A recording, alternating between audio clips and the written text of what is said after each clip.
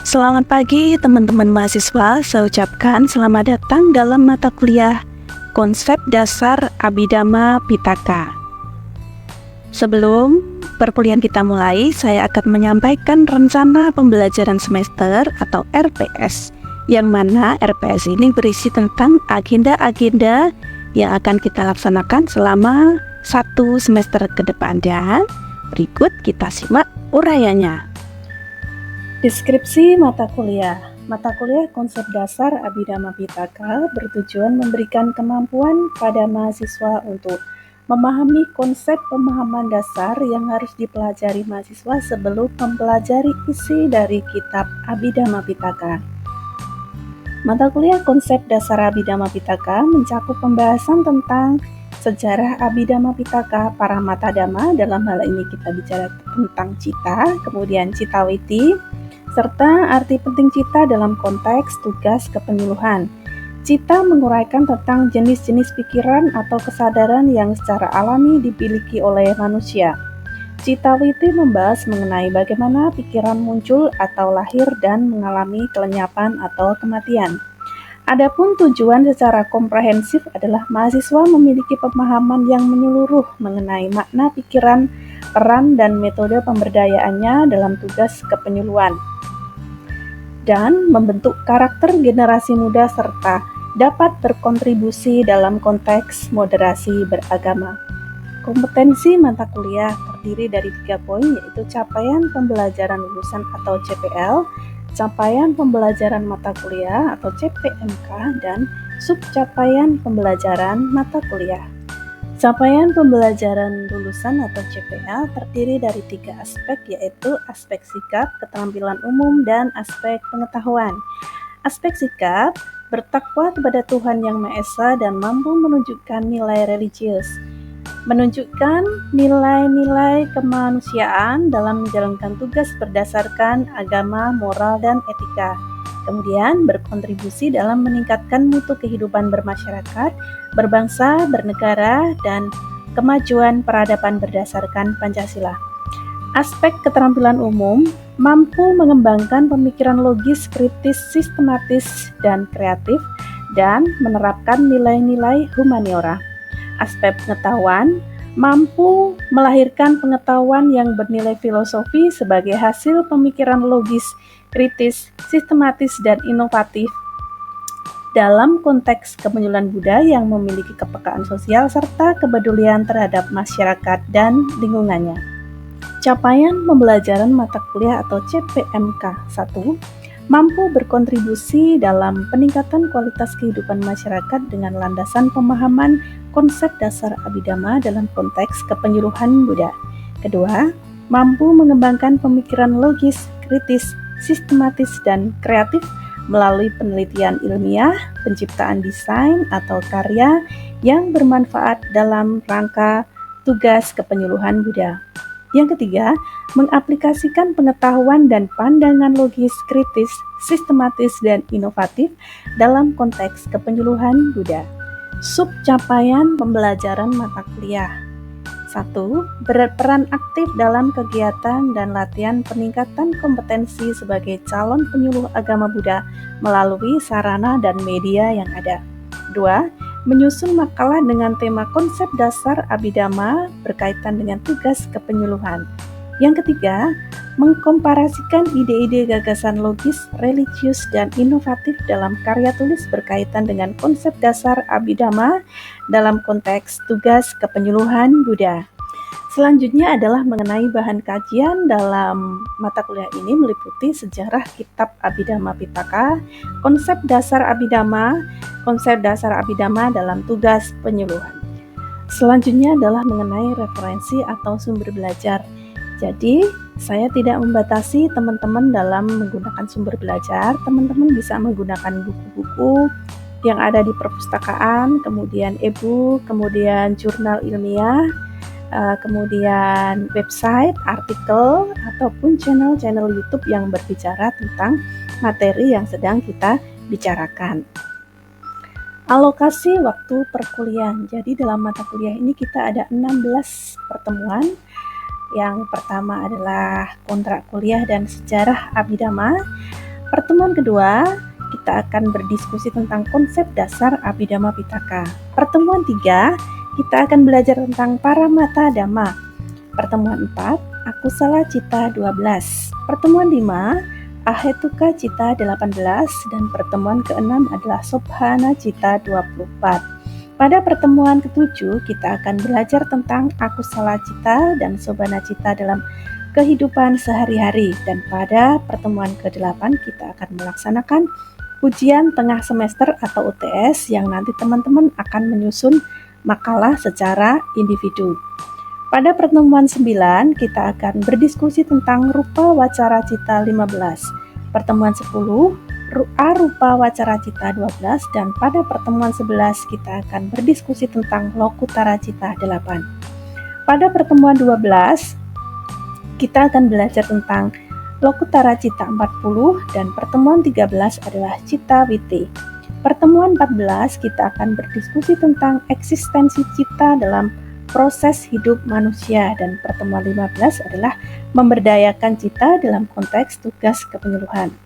Adapun pada pertemuan ke-16 kita akan melaksanakan ujian akhir semester atau UAS yang nanti teman-teman akan menyusun sebuah sinopsis, yang mana sinopsis tersebut nanti akan diaplikasikan dalam bentuk penyuluhan atau pembinaan langsung di dalam masyarakat. Selanjutnya adalah mengenai evaluasi proses dan produk belajar.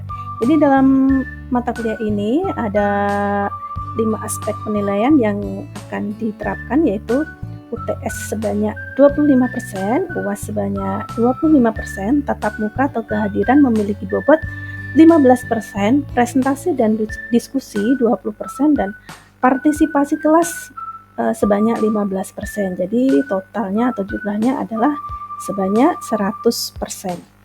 Deskripsi, evaluasi, proses, dan tugas belajar. UTS atau ujian tengah semester nanti dilaksanakan pada pertemuan ke-8 yang nanti teman-teman akan menyusun makalah. Yang kedua adalah ujian akhir semester atau UAS dilaksanakan pada pertemuan ke-16. Nanti teman-teman akan melakukan aplikasi langsung di dalam masyarakat. Kemudian yang ketiga adalah tatap muka, itu adalah kehadiran teman-teman mahasiswa di dalam kelas. Yang keempat adalah presentasi dan diskusi yang dilakukan baik secara mandiri maupun secara berkelompok. Kemudian yang kelima adalah partisipasi kelas, berupa keaktifan teman-teman berupa kontribusi pada saat perkuliahan dilaksanakan. Teman-teman mahasiswa, demikian tadi RPS sudah kita uraikan. Kemudian selanjutnya saya akan menguraikan tentang tugas ujian tengah semester dan ujian akhir semester. Dan mari kita simak bersama-sama. Ujian tengah semester atau UTS, nanti teman-teman akan menyusun makalah secara individu dengan tema Akusala Cita dan Sobhana Cita dalam konteks kehidupan sehari-hari. Format penulisan, makalah ditulis dalam kertas berukuran A4 spasi 1,5 dengan menggunakan jenis huruf Time New Roman ukuran 12. Kemudian menyertakan nomor pada setiap halaman dan menggunakan cetak miring pada istilah-istilah yang asing seperti itu. Kemudian penggunaan referensi yang benar dan dapat dipertanggungjawabkan untuk menghindari plagiasi.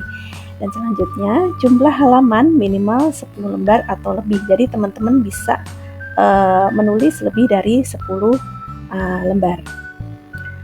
Makalah disusun dalam format sebagai berikut. A. Pendahuluan yang terdiri dari 1. Latar belakang masalah, 2.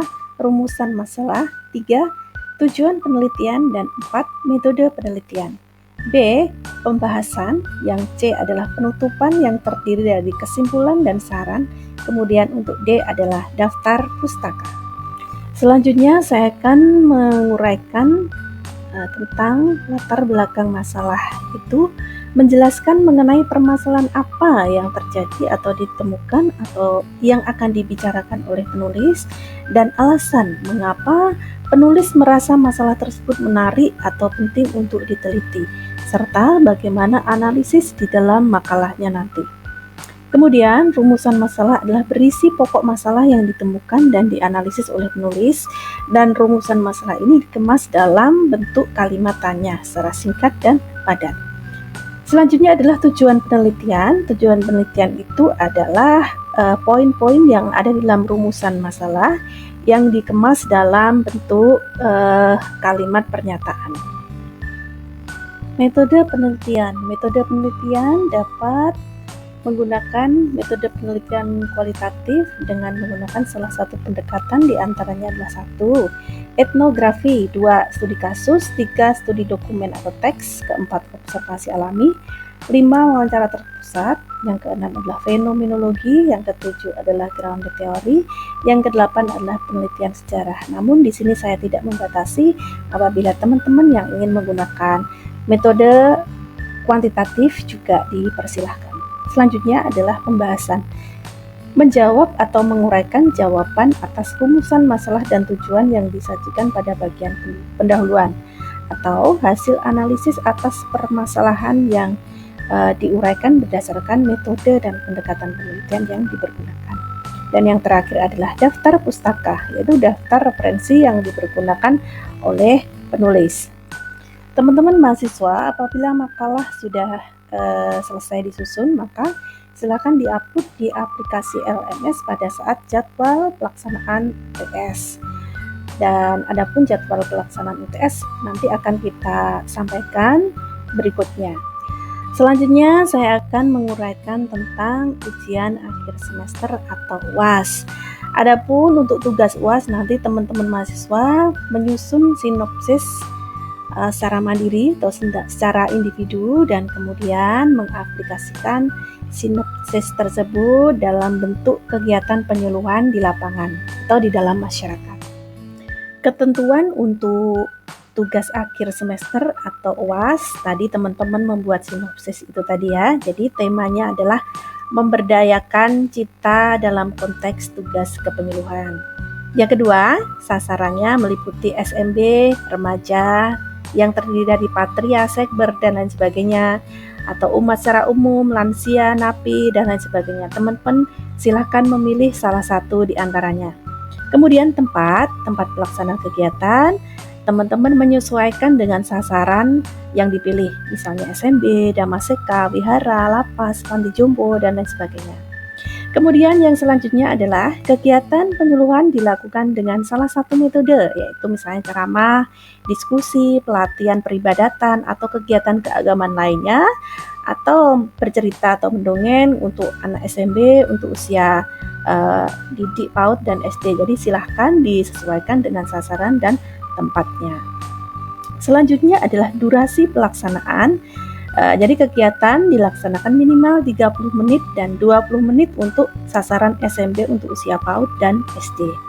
Kemudian kegiatan penyuluhan dikemas dalam sebuah video reel dan video tersebut diupload dalam laman sosial media masing-masing mahasiswa, baik di dalam Facebook, YouTube, ataupun IG. Selanjutnya, share link atau upload link sosmed tersebut pada aplikasi LMS pada saat jadwal pelaksanaan UAS. Adapun jadwal pelaksanaan UAS nanti akan infokan mendatang. Demikian teman-teman mahasiswa, rencana pembelajaran semester atau RPS sudah kita urai bersama. Dan akhirnya saya ucapkan selamat mengikuti perkuliahan dalam mata kuliah ini. Tetap semangat dan salam bahagia selalu. Sugiharto Namo Buddhaya.